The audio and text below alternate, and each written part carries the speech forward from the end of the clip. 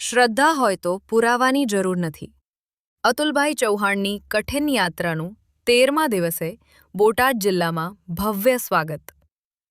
ભાવનગર જિલ્લાના બગદાણા ગામના રહેવાસી અતુલભાઈ ચૌહાણની માતાજી પ્રત્યેની અદમ્ય શ્રદ્ધા અને નિસ્વાર્થ સ્વાર્થ ભક્તિનું એક અનોખું ઉદાહરણ હાલ સૌનું ધ્યાન ખેંચી રહ્યું છે.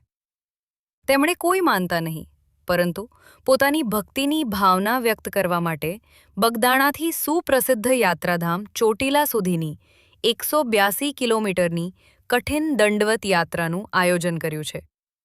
અતુલભાઈએ ગત 10 નવેમ્બરના રોજ બગદાણાથી ચોટીલા ચામુંડા માતાજીના ધામ તરફ પોતાની આ દંડવત યાત્રાનો શુભારંભ કર્યો હતો.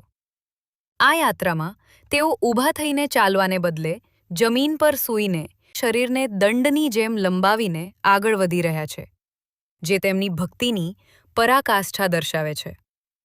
યાત્રાના 13મા દિવસે અતુલભાઈ ચૌહાણે બોટાદ જિલ્લામાં પ્રવેશ કર્યો હતો, જ્યાં ઠેર ઠેર શ્રદ્ધાળુઓ દ્વારા તેમનું ઉષ્માભર્યું સ્વાગત કરવામાં આવ્યું હતું. ખાસ કરીને ગઢડા તાલુકાના ગઢાળી ગામે ગ્રામજનોએ આ અનોખા ભક્તનું સ્વાગત કરીને તેમના આ ભક્તિમય કાર્યને બિરદાવ્યું હતું.